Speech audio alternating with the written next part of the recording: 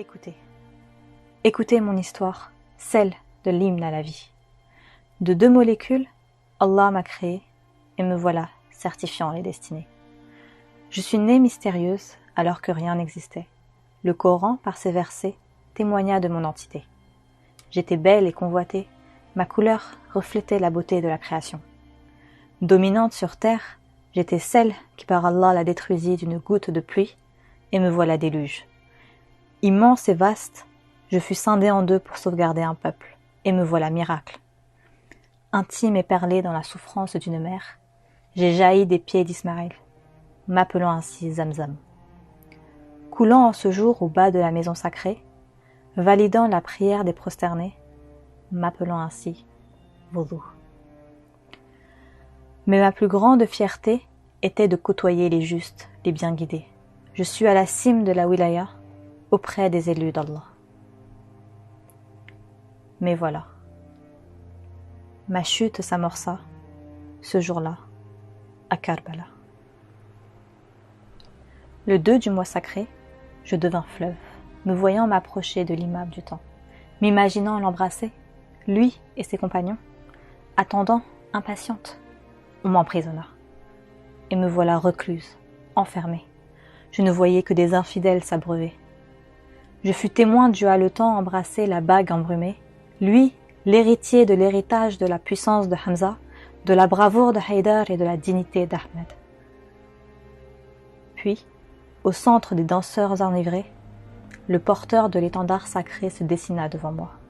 Je frôlai alors la main du dévoué, lui, Qamar Bani Hashim, remplissant la gourde destinée aux enfants de Nainawa.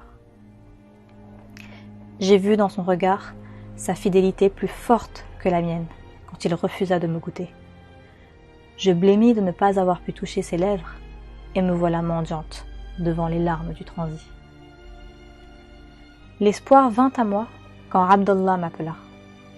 Mais me revoilà, muette et blafarde, en voyant le sang sombrer sur le cou de l'assoiffé et s'envoler vers les cieux endeuillés. Je voulais crier ma haine, la fureur m'envahissait, je voulais les noyer et couler jusqu'aux pieds de mon bien-aimé. Mais rien ne me fut ordonné. Je fus meurtrie, anéantie. Mes yeux s'embuèrent de larmes, ne percevant seulement que les bruits des sabots piétinant les côtes, que le souffle des flèches s'assourdissant et que les sabres criant « Ya Hussein ».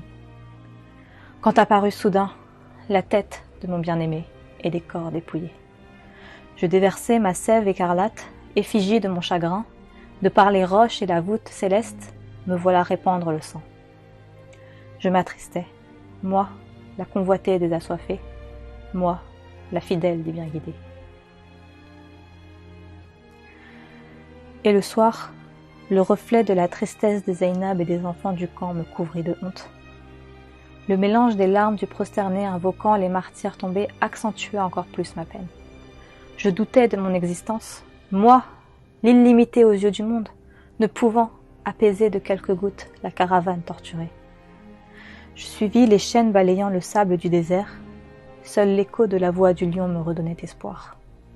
Je prie Allah de m'aider, moi, l'assoiffé des assoiffés, à suivre ce cortège de vérité, le chemin de ceux qu'il a comblés d'abondance.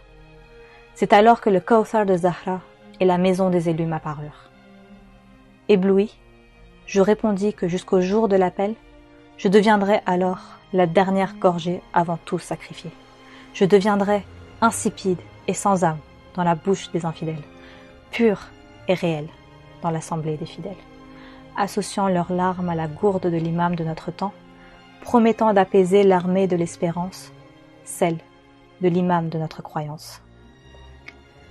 Et voici qui je suis, l'aude à la tristesse, celle qui n'a pu désaltérer l'enfant de la prunelle d'Ahmad, le frère de la fille de Haïdar, le prince de la jeunesse du paradis, Hussein ibn Ali.